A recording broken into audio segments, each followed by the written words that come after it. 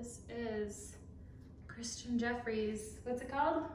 My super hot, interesting topics. Super hot, interesting topics. Take one.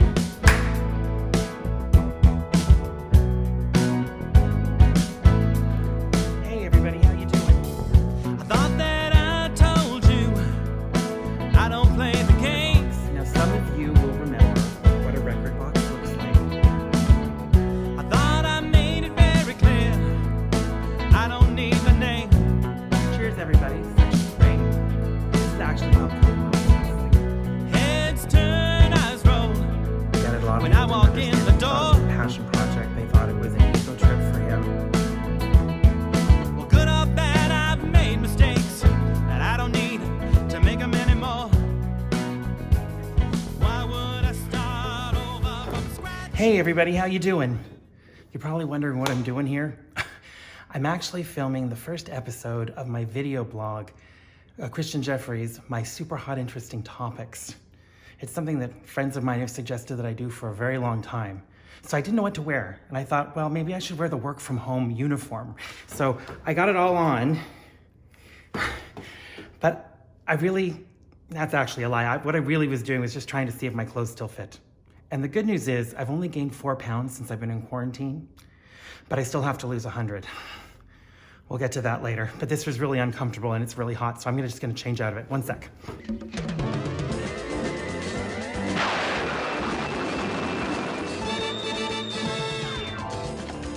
So it's July 6th, 2020. We're going into week 17 of being in quarantine. It's driving me crazy. No one knows what the truth is in the news. Everybody seems to be having, the earth hates us. There's tsunamis and floods and rain and hurricanes, and it seems with all the racial injustice, we all hate each other too. So I don't know what's going on, but I do know that we're all trying to get through this together. So after, like I said, several suggestions that I do some sort of information blog, particularly about music, which is what I'm most passionate about, I thought if I was ever going to do this, now would be the time. So I'm really excited about this. I have some things to talk about today that I'm really excited about. And hopefully going forward, I'm going to work other topics into this whole thing, like how to eat healthy, how to work out at home, how to do some different things, all costing almost nothing, because I know that there's no whole lot of money going around these days and everybody is struggling. So I really want to make this something that's going to help everybody and help me and get me out of my apartment, which you can see I'm in a lovely studio at the Commons. Thank you, Victoria Velenosi, for helping me with that. And I'm also going to talk about music, like I said. So let's get started. All right. So I don't know when or where you're watching this from, but normally I'd be doing a Crown Royal and Diet Coke Zero, actually. Today I'm just doing the Coke Zero. So crack yourself something to drink and let's get to the music. I figured the first box that we'd check off in our journey through this COVID physical and mental crisis, I always go for the mental health first because it usually requires the least amount of physical activity.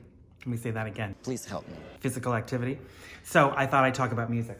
So the first section we're going to call the record box. Now, some of you will remember what a record box looks like. This is what people in my day and age, we used to carry our records around in them because that's how we got them to each other's houses and listened to music together.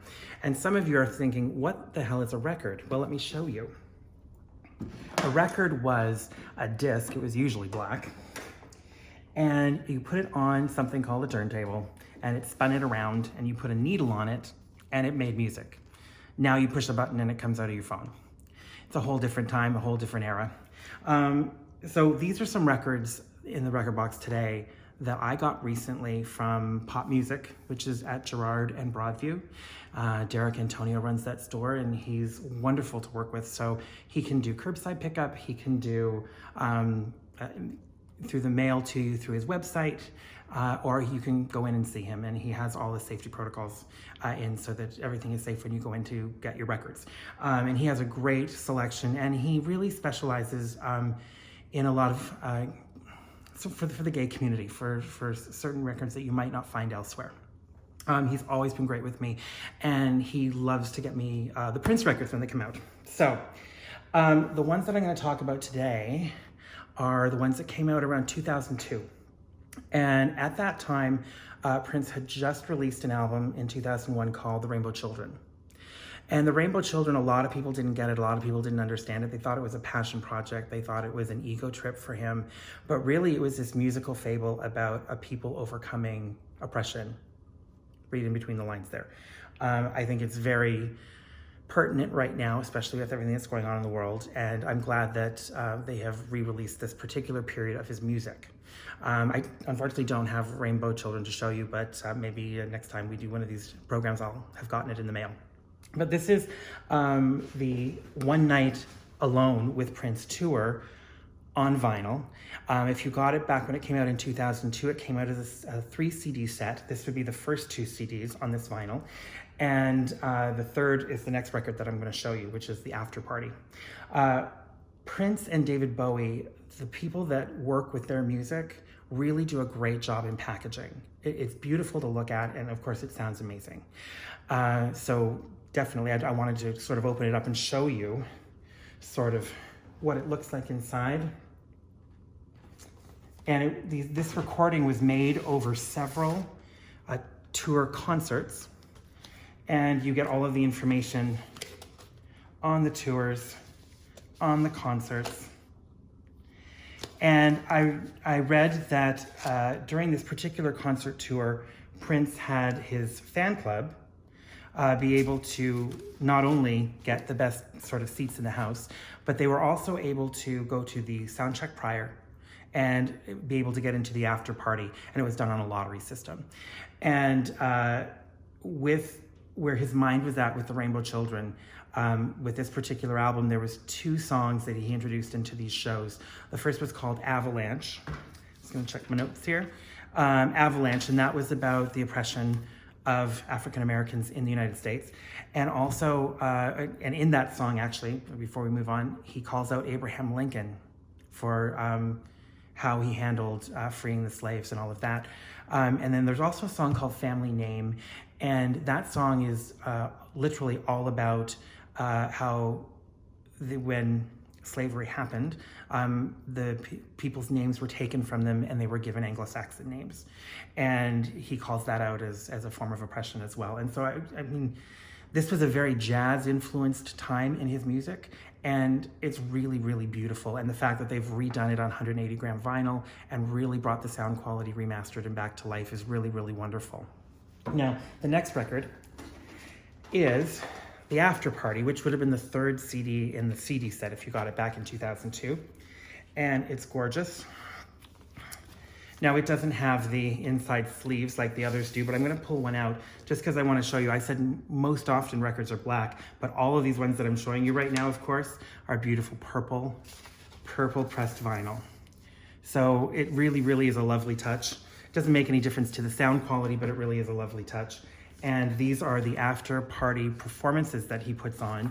And a lot of people don't know that after a concert and he's played for 3 hours, he then goes to this after party and he plays for another 2 and jams with his band, and people just go out of their minds because it's a much more laid back jamming session that he does with his musicians, and people just literally lose it. So there's a lot of really great songs on here. There's even a song on here from the Black Album, which is an album that he recorded back in the 80s, and then he yanked it. I want to say it was about 87, and he yanked it because he didn't like the material, and eventually it came back out in 94 when his record company sort of said, screw you, if you're going to give us a hard time, we're just going to put that album that you didn't like back out again. So at least, unfortunately for Prince, it went against what he wanted, but at least we got a chance to hear all the music again, because literally that album was only on the shelves for like 3 days. Now, the last one from this series, I didn't even know was out. It's one that I've sort of come to recently. It's called One Night Alone, same as the rest of the set, but this is solo piano and voice by Prince. So I believe that this is a recording of music that he did in the studio with just him and a piano getting ready to go on tour.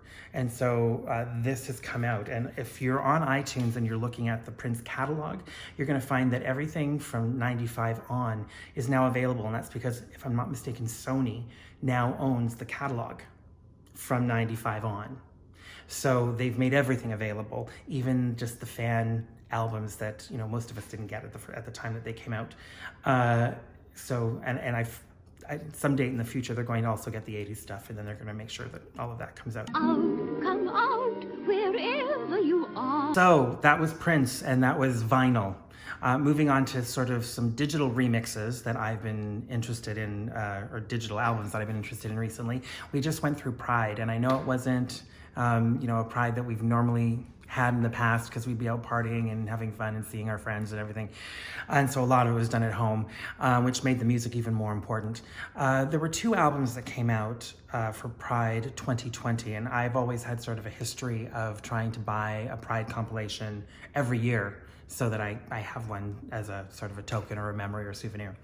Anyway, the first one that I want to talk about is Tony Beats Presents Gay Pride 2020. Now, this album is very trancey. It is not through mixed. It's all original material as far as I can tell, except for Love is in the Air and Show Me Heaven. Those are 2 songs that you'll recognize, that obviously not the original vocal, but they're certainly club happy and songs that you can sing along to. However, the highlight of this album for me was a song called How Dare You. And it is sort of a trance track made out of, oh God, what's her name? All right, and I'm back. I had to call a friend on that one. How dare you! It was a trance song made and set to the How Dare You speech by Greta Thunberg about climate change and the responsibility of everyone now to make sure that the children have a better world to live in, and the dangers that they're going to face if we don't make some serious changes. And I know it's a little bit heavy for a dance track, but I feel like this is where dance music is going. I mean, we've had our parties and we've had our fun, and there will always be room for dance music and fun, but I also think it's going to be counterbalanced as the kids come up now with music that makes a statement, whether it's political or personal or whatever. I think we're going to find that this is going to become more and more important for people going out, assuming that we are going to be able to go out, hopefully within the next year, and be able to dance and be able to be again with each other in dance clubs and stuff like that. But I think this is definitely a step in that direction, that yes, you can have fun, but there's also a serious side to it, and it certainly made an impression on me, for sure. The other album is a little bit more disco dance, and it is called Pride 2020. We're all in this together, it's a production company called Swish Craft. Say that 10 times fast. And it has a lot of really great, more up-tempo, fun dance music. There's a couple of things on here that I really, really enjoyed. Heather Small, who you may or may not know that name, but you certainly know the songs that she's done. I've loved her ever since she was in the group M People, and there's a remix of Movin' On Up on this album, and there's 2 remixes of Heather's solo song, Proud, and that came to my attention through the North American Queer as Folk soundtrack, and I'm sure a lot of you have danced to it at many Pride parties, and there's 2 different mixes on here of that. Also, Jeannie Tracy is on here, recorded as a vocal on one of the tracks as well, and I've always loved her from way back. She's been singing songs ever since the 80s, and she's got an amazingly powerful voice. Also, a couple of songs that you'll know, not recorded obviously by the original artist, Absolutely Not, which was originally done by Deborah Cox, and True Colors, which is originally done by Cyndi Lauper. So depending on your musical taste, whether you like trance or you like more sort of disco, high energy, one of those albums I'm sure will keep you dancing during the summer, because both of them are really great. This is actually upcoming releases, things that are, you might want to look out for, that sort of thing. Yes! All right, so I'm gonna go chronologically. So I'm gonna start in July. July 10th, there's an EP called Hurt People coming out by a gay country singer named Brandon Stansel. And I found this person because I watched a documentary about him called 3 Chords and a Lie. And if you haven't watched that, and I wanna say that it is on Amazon. But it's a really powerful documentary about his religious upbringing and coming out of the closet and recording the music that he's recorded. And this song, Hurt People, the premise of it is that he grew up in a family and the hurt got passed down to him. And the chorus is hurt people, and it's a really, really beautiful song. If you haven't heard, like I said, it's Brandon Stencil, and check him out on YouTube, and I'm sure he's on Spotify as well. July 31st, Alanis Morissette is back, and she's bringing us an album called Such Pretty Forks in the Road. She's put out 3 songs from it already: Smiling, Reasons Why I Drink, which is, you know, an anthem for most of us, Diagnosis as well. And the song Smiling has a remix out that's really great by F9. On the 21st of August, it seems like we're getting 1 album a month, which is good because, you know, every 4 months you need new music in your life. Erasure is back with a new album called The Neon, and their lead-off single is called Hey Now, I Think I'm Getting a Feeling. I think I've got a feeling. And it's been remixed by Philip George, Daybreakers, and Nymo. So if you're looking for something to dance to, they're certainly right up your alley. And speaking of dancing, there's also an album coming out in September 21st by Bright Light, which is, he's an amazing music producer and worked with a lot of great people. And on this album, he's worked with Andy Bell, Sam Sparrow, Big Dipper, also Nikki Harrison, Donna DeLory, who were the background singers for Madonna, as well as Jake Shears. And the first 3 singles off that album are out now. This Was My House, which is by Nikki Harris and Donna DeLory. There's some remixes of it as well. There's a Poolside Disco, there's a So Hard house vocal, and a Monsieur Addy remix. The second track was I Used to Be Cool, which sounds like fun. Poolside Disco, and I'm gonna say this one wrong, it's YSKWN. Yisquin, Throwback, and Neon Fantasy. And of course, Sensation, which featured Jake Shears, which is another really, really great song. Moving forward to October 23rd, we're getting Jan Arden's Hits and Other Gems. And I'm checking out the track listing. As a longtime Jan Arden fan, it certainly hits the highlights of her career, and you're gonna love it. 2 albums that we're not sure when they're coming out because they already should have been out and they've been pulled, and, you know, we're hoping that they come out. The first one is Sam Smith. The album was originally called To Die For, and I know that when he pulled the album, it was supposed to be out in May. When he pulled the album, he said he wanted to retitle the album because in the wake of COVID, he just didn't feel that the name To Die For was the best name to go with. So we're not sure what it's going to be called when it comes out, but it has collected a lot of his singles that have been out over the last year: Dancing with a Stranger, How Do You Sleep, To Die For, I Feel Love, which is a cover of the old Donna Summer song, and Fire on Fire. Another album, not really holding my breath on this one. It should have been out a year ago. It's been pushed back 4 times. And it's Todrick Hall's House Party 3. The first 2 songs off it are Pink Dreams and Blues, so I'm feeling he's going with a color theme on this album.